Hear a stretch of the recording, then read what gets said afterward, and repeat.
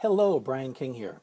I read a post from a parent this morning about how a substitute teacher was brought into the classroom, and needless to say, his son did not deal well with the substitute teacher. In fact, the sub did a lot of things that were unsupportive of the student, and it led to the student acting out and getting suspended. Okay. I would not be surprised if this was a very common experience among you, because the system is kind of broken when it comes to communication. I mean, in some cases, you'll be able to have fantastic back and forth reciprocal conversation with teachers, parents, principals, whoever. But seldom does it happen smoothly. But one thing that can help is this. If your child has a 504 or an IEP, have written into it how to support substitute teachers. Because some people, some administrators who don't have to raise these kind of children, that are very sensitive and can be very reactive, they don't appreciate just how derailing a bad experience with a sub can be.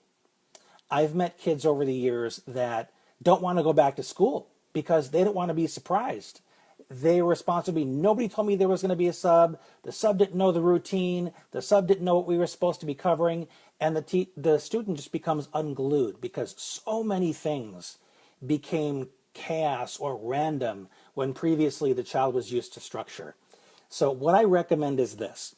In addition to having it written into the IEP or 504, that there's going to be supports for the student if there's a sub and for the sub themselves.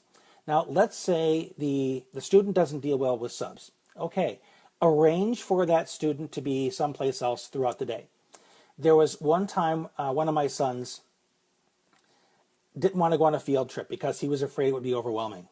So what they did is they allowed him to sit in with another class that day. Now, this was in grade school, so there was a little bit more flexibility there. He had a talk with the teacher beforehand because there was notice to discuss what the routine was going to be, allowed him to ask any questions, and he did fine. Now, you and I both know that sometimes subs are brought in last minute. There's a family emergency, teacher wakes up not feeling so well, and they have to call a sub last minute.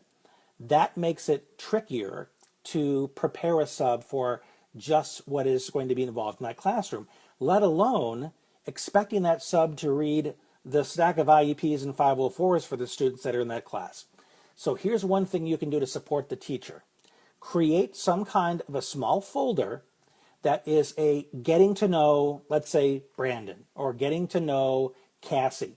And you have a picture on top of the first page saying, this is Cassie, these are important things you need to know about her. And instead of saying, she has a 504 and you are mandated by law to follow this, make it simple.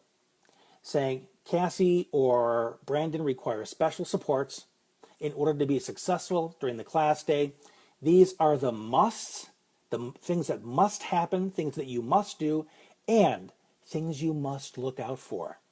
Because in this parent's post, he pointed out that he was kind of upset that the sub didn't recognize that the student was becoming agitated.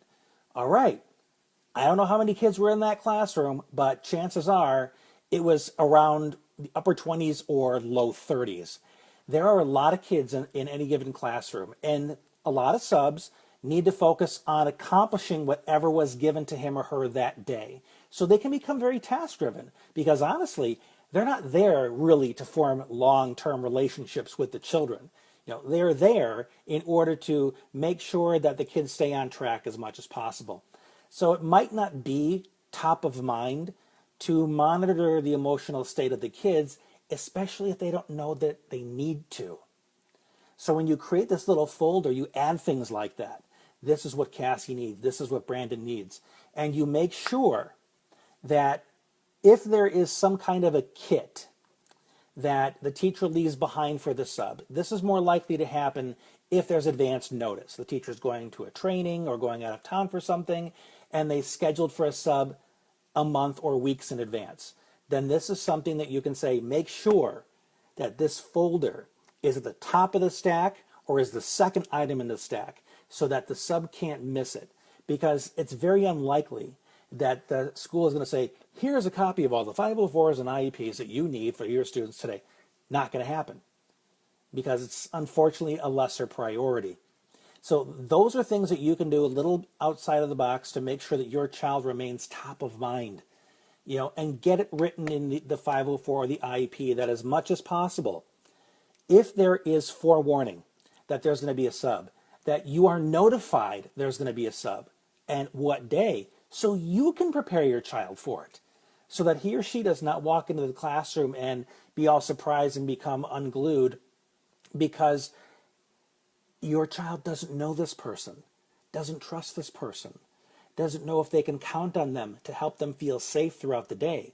That uncertainty alone can cause a spike in anxiety, whether the substitute follows IEP or 504 or not. So these were some suggestions to keep in mind when this eventuality occurs, because subs are going to happen, and we need to have some kind of a plan to help our kiddos feel safe, secure, and supported throughout the school day. I hope this was helpful for you. This has been Brian King. Talk to you soon.